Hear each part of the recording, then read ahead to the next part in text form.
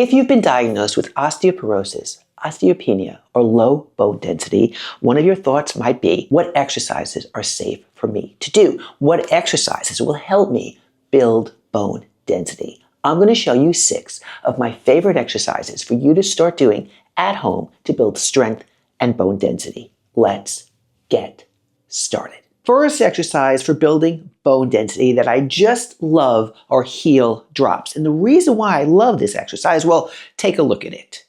We're working on balance, we're working on posture, and once we start to make this a little bit more difficult, we're working on impact. And we need to do small amounts of impact to start building our bone density. And the way that you start doing this exercise is you hold on to the back of a chair, stand up tall, and we lift our heels and lower.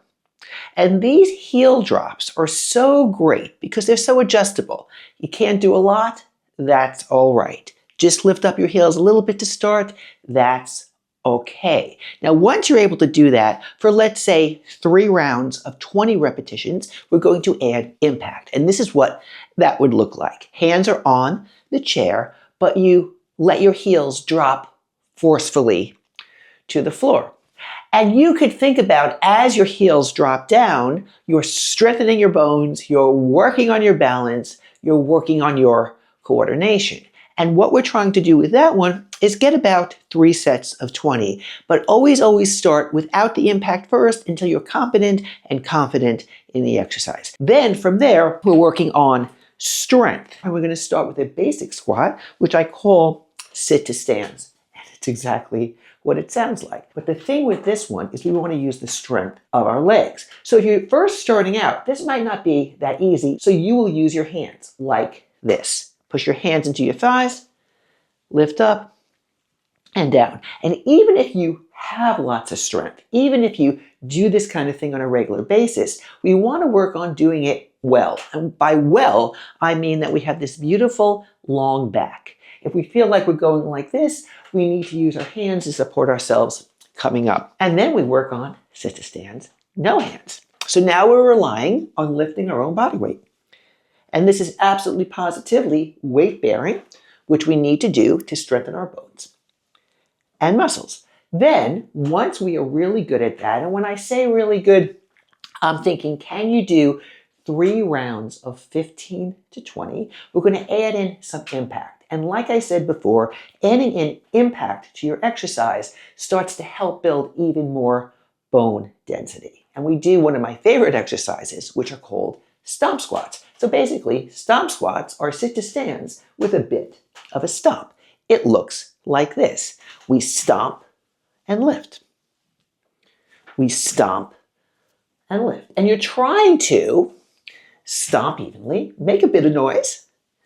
And as you lower yourself down to the chair, you want to lower yourself evenly with that long back. And what you're trying to do is start off getting a few and then work your way up to trying to get 15 to 20. Can't get 15 to 20, get 10. Remember that progress takes time, but when you're smart about the exercises that you're doing, progress can be accelerated. And now we're going to focus a little bit more on the upper body. We'll be using our chair for this exercise, and it is using weights. And we do want to start adding weights into our routine to help build bone density, to help build strength, to help build muscle. So what we do is we start out with a light weight.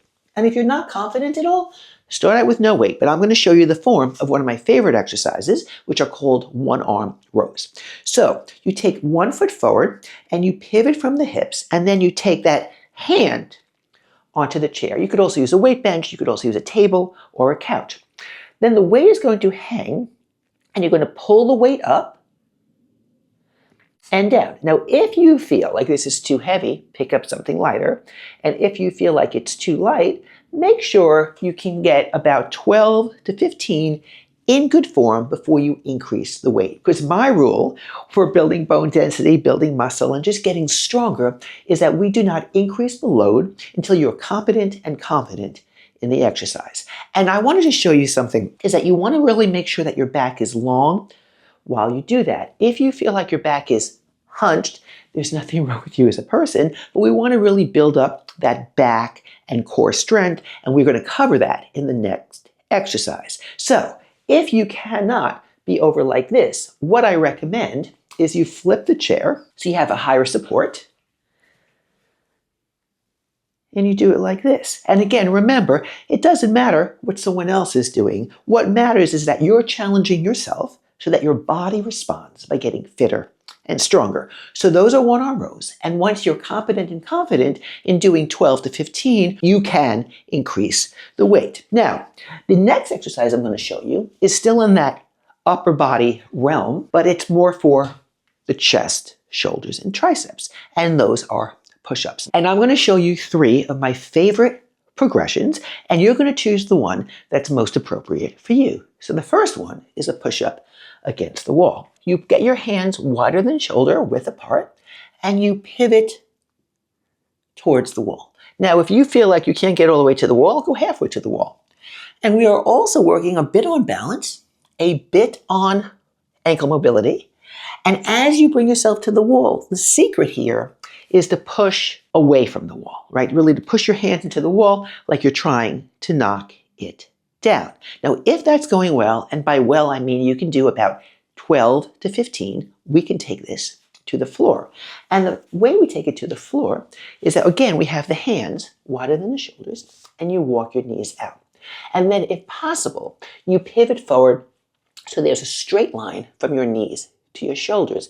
Now, if you're just starting out and you haven't done these for a while, that might be challenging. And if that's the case, I have a core exercise at the end that will help you, which we're doing next. But for now, you will keep on doing these at the wall until you can hold yourself in a plank position. And by plank, I mean that there's a straight line from your knees to your shoulders. And then from there, we're going to go halfway down and come up. So what do you do if you can't come halfway down? You come a quarter of the way down. And then what do you do if you can't do a quarter of the way down? You do an isometric hold, which looks like this. You're pushing your hands into the mat, reaching your scalp away from the knees. So your variation of push-ups could look like you're at the wall.